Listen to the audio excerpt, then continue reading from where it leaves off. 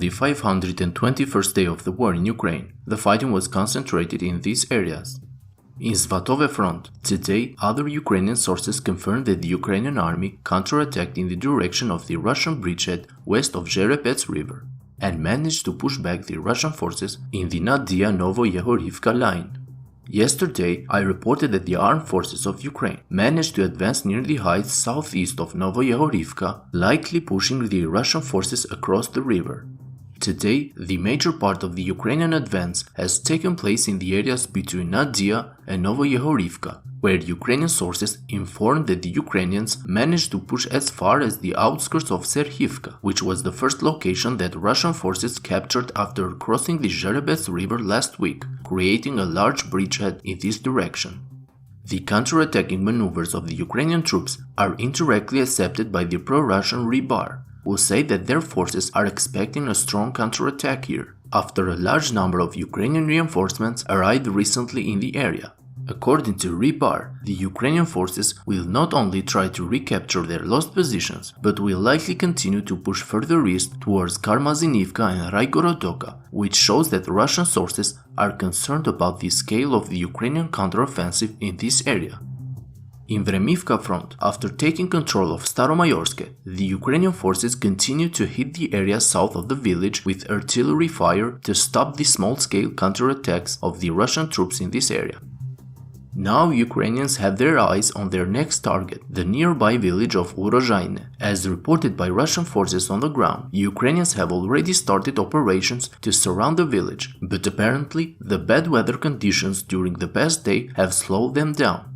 What the Ukrainian forces are trying to do in this direction is to expand their control in the southeastern part of Urozhaine to cut the road that connects Urozhaine with Staromlinivka. According to the latest report, the Ukrainian troops have advanced in these areas without encountering much resistance. Ukrainians are preparing to storm the Russian positions in Urozhaine as soon as the weather conditions improve.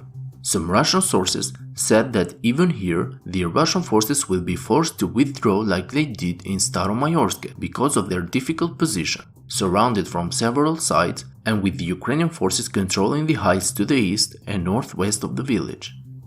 According to Rebar, the Ukrainian army is waiting for the improvement of weather conditions to launch another wave of attacks not only on Urozhaine but also on the village of Priutne as well as in the area between Priutne and Staromayorsk. The goal of the Ukrainian army is to reach the key city of Staromlinivka, the capture of which would favor a quick advance of the Ukrainian forces towards the south, since after Staromlinivka, the Russian forces have only one main line of defense in contrast to the powerful lines of fortifications that they have built in the Zaporizhzhia front. On Bakhmut front, sources from both sides said that the Russian forces, after the arrival of new reinforcements, launched a series of counterattacks in the direction of KLISHCHIIVKA and Andrivka. It is still unclear which army controls Andrivka, and at this point, the village can be considered a contested area, because for days both sides are reported taking offensive actions near the village. While it is confirmed that the Russian counterattack in KLISHCHIIVKA had partial success, as this was also accepted by pro-Ukrainian sources including Deep State. However, Ukrainians continue to hold their positions in the southern part of KLISHCHIIVKA as well as in the western heights.